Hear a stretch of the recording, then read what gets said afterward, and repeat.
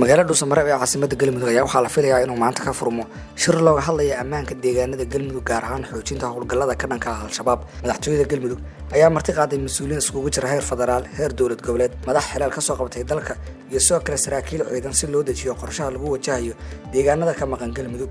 Ra'iisul wasaarihii hore ee Soomaaliya Injineer Maxamed Xuseen Roble oo soo gaaray magaalada Dhuusamareeb ee caasimadda Galmudug ayaa la kulmay madaxweynaha dowlad goboleedka Galmudug Axmed Cabdi Kaariyo Qoorqoor.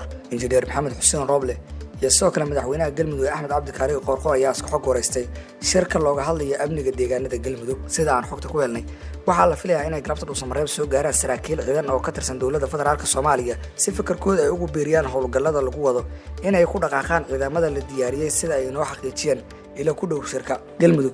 waxaa ka maqan degmooyin badan waxaana socdo dhaqdhaqaaqyo ciidan oo ay wadaan ciidanka dowladda federaalka iyo sidoo kale ciidanka daraawiishta Galmudug oo kaashanaya dadka deegaanka si deegaanadaas ka maqan gacanta maamulka loo soo geliyo.